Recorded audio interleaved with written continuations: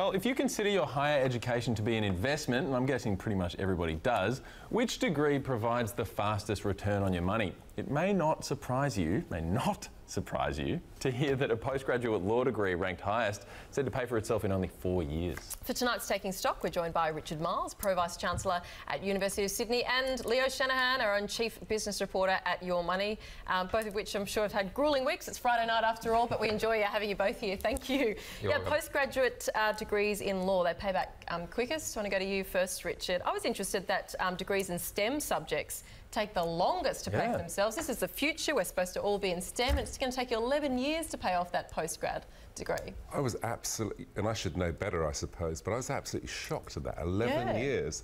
And actually, it was quicker to pay them off if you did an arts degree, I noticed, Yes, which really surprised me. I think there is something around that. There is a sort of, there's a gap between what politicians tell us about the needs we have for STEM and the rewards which are on offer. And actually, until that's changed in engineering and in sciences, then we'll still struggle to get all those good applicants. Yeah, this Juris Doctor pays for itself in 4 years, then you've got MBA 5 years, health degrees 5 years, society and cultural degrees 6 years, and then, as we said before, 11 years for STEM. Leo, what do you reckon? Well, I find the law one pretty interesting because I did a law degree and I never practiced. I did 2 degrees and I did them, well, in Australia you can do a joint degree scenario where a lot of countries don't necessarily offer that, but mine wasn't a postgraduate law degree. It was an undergraduate law degree that just went for a very, very long time. It took me almost 10 years in the end. I don't know if I should say that publicly. But it was because I was offered a job as a journalist and I bummed around Italy for a long time. But ultimately, I thought I'd make a better journalist than I would a lawyer, and I made the decision to do that professionally for a while whilst finishing off my law degree part-time. And I had to work very hard in the end to finish my law degree.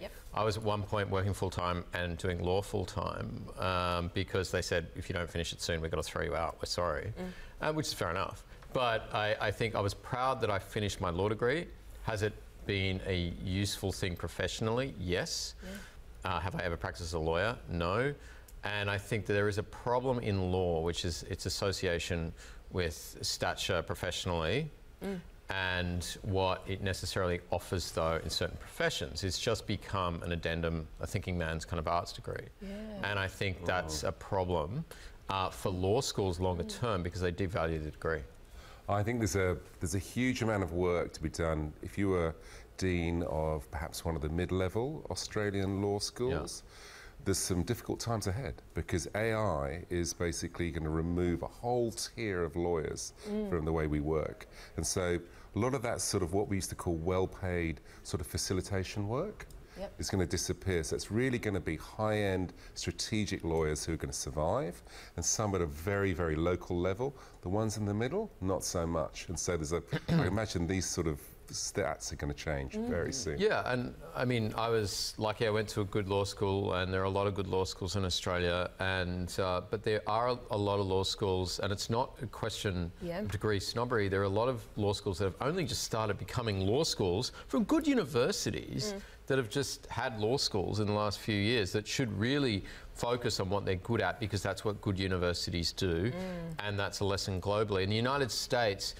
it doesn't really work like this. You tend to be a postgraduate law student and then you go and practice law, because why would you bother otherwise? Because you've got to pay the money, invest the time, and you can get a good job.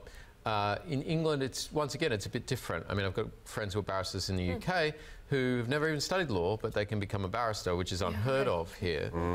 So it's different, and that stat doesn't really surprise me, because while the cost level for a law degree postgraduate is high, I think its payoff professionally is relatively good, because you can then turn around and say, oh, well, I've got a law degree, as opposed to medicine, which is a longer investment. It costs more to do, so what you have to do actually costs the university a lot more. And then the time lag between actually starting as a professional in that industry, and then earning real money, Yes. which you're going to earn a lot later. You start at but it could 18, be you're into 10 your years. 30s basically by And the these time guys you're that are actually knocking getting off the good money. these guys knocking off medicine at 24. Yep. Imagine how they're doing when they're 32. Yep, exactly. That's it's interesting true. what you're saying about trying to pay, work full time. I didn't know that about you as well, but a lot of us will relate to that experience, working full time or part time while you're trying to do your degree. I was looking at some Griffith University stats. In 1970, roughly 1970, about a fifth of full time students were in paid employment, and now it's 4/5 are in paid employment. 2 in 5 work 16 hours or more a week in paid jobs on top of the full-time load of 40 hours for a degree. So the money thing is such a big issue for students massive. now, more than it ever was. At all universities, and also you can see some real shifts, cultural shifts there. So around mobility. So in the old days of sort of having your semester abroad or doing something, it's a real struggle now because many students, they can't afford that time off to go and do that kind of thing. So yeah, you're right, and it's something which universities are really, really aware of now. I think it's interesting what you were saying about the number of people who do a law degree and then don't actually end up practicing like you. Maybe that's something to do with what law is like for the first few years. I mean, we had actually some news today that SafeWork New South Wales singled out a law firm here in Sydney for overworking its workers to the point where a lot of them are using drugs and illicit substances. I mean, it was a pretty interesting story. I was just thinking, God, that was just great news for your PR department, right? Yeah. Can you imagine? You've been singled out because you're overworking. Oh, yeah, exactly. And, But mind you, would anyone be surprised? I mean, we've kind of heard and this story. frankly, it's a bit of an old chestnut, this one. that's what I thought. Law firms who have overworked young staff They wear it with who a are badge of honour using still, I drugs. Look, frankly, maybe recreationally, maybe they use that as an excuse sometimes when they get caught. But yes, it can be an aid to working very hard. And look, these guys, Gilbert and Tobin, who are they representing in the Royal Commission? Westpac. I mean, and the amount of work that these guys, they are a very hugely respected law firm, but these guys work extremely hard, and the guys at the top don't really necessarily care how it gets done. And it might sound ironic because they are a law firm, they have a duty of care, but you see it everywhere. You don't just see it in the law either, it should be said. You see it in finance and you see it in media. Those who want to see younger people get the job done, you can have as many ping pong tables and breakout areas as you like, but if it's midnight and the work needs to get done, there's a Royal Commission there or something else, people are staying behind, and who is it who's working? It's younger people, and these are the guys who ultimately have to get the job done. And the people at the top don't necessarily care how it gets done. It's quite interesting you should say that. So I used to teach at a university in the UK where a lot of our graduates, especially humanities graduates, will be picked up by top-tier law firms in London, all the ones like Slaughter and May and all these other ones, and put through law degrees. And they always used to, and the starting salaries were really good.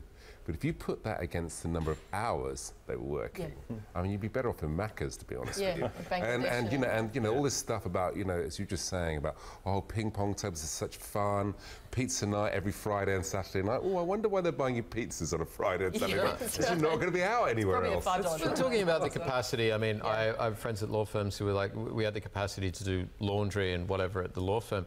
That's great, but why am I needing to do laundry at work? Well, that's it. Also, the quality of the work. I don't know about you guys, but if I'm doing the same thing for like 13, 14 hours, I mean, my brain is scrambled egg. I can't do anything useful anymore. Like, what are they all doing there at 3 in the morning? It depends. So there used to be American culture of sitting at your desk. So basically, you'd wait until your boss went home. And so therefore, and actually, they've done loads of analysis on this. You're not productive.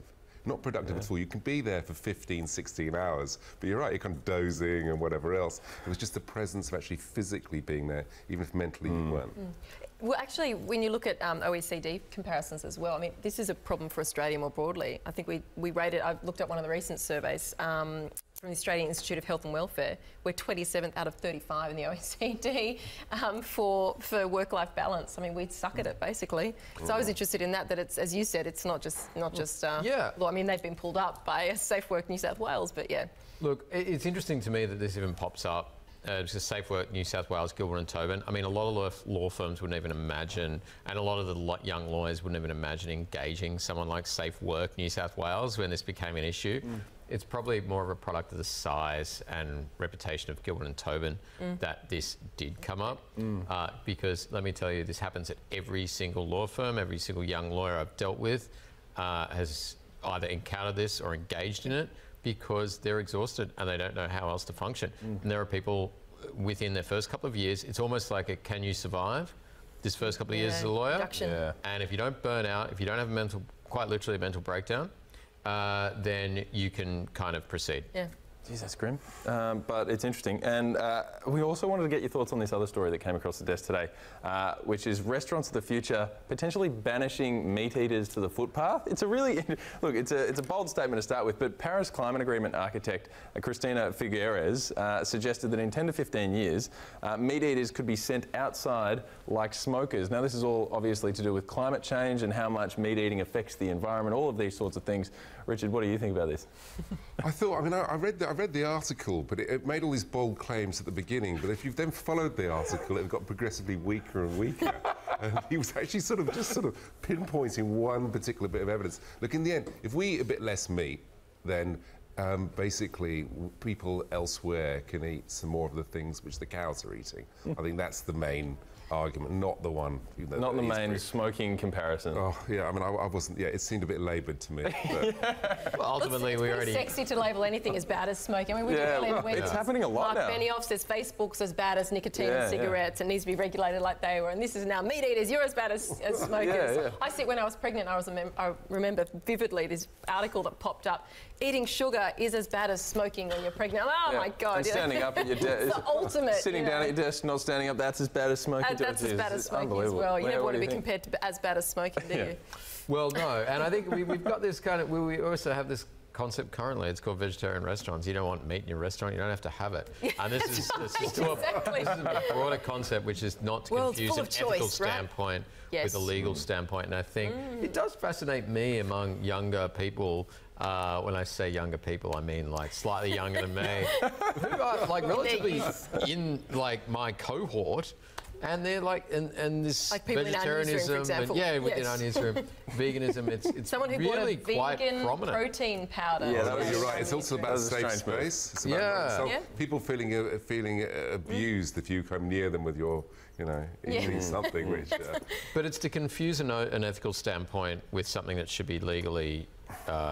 Legally obliged, and I think that is a generational confusion between something a point you can take ethically, you can have that in your life, you can invest that in your decisions, purchasing and otherwise. It doesn't have to be against the law, and that's the fundamental difference. Because as a society, at certain points, we take decisions where something is against the law, and that is progressive. Now, that is maybe in 200 years. Eating meat will be against the law. I don't know. But this tends to happen in societies that have a certain level of, economic indulgence to engage in. And people say, oh, well, large percentage of the world's population doesn't eat meat. Well, it's mainly because they can't afford it. In fact, a progressive being middle class is to start eating more meat because you can start to afford it. There's a hugely more meat being eaten in places like China and other places. It's just... True. And by the way, that whole legal background you were talking about, it's really shining through in that analysis, I reckon. Good. There you go. Now let's talk about something else. In the meantime, we're completely allowed to eat meat legally, ethically, I feel. No problem there at the moment anyway. But there's something on sale in the Yarra Valley which was hard to go past. And this is a $250 burger that you can get. It's been unveiled today. It's on the menu as of today. There it is. It doesn't look like $250 worth, but Chris, a whole heap of amazing features. It's got a gold dusting in it. Which, to be honest, I've never eaten a burger before and go, you know what, that's missing? Bit of gold. Yeah. Bit of precious champagne, metal. sauce. What else is there? Unbelievable. It's got the charcoal bun. I mean, all this sort of stuff. It's action-packed. Richard. Absolutely gross. It looks like the sort of thing. I mean, okay, and I don't want to insult anyone either, but that's classic cashed-up Bergen food, isn't it? $250. A burger. I mean, I have a problem when we try and gentrify what is meant to be sort of cheap, available food.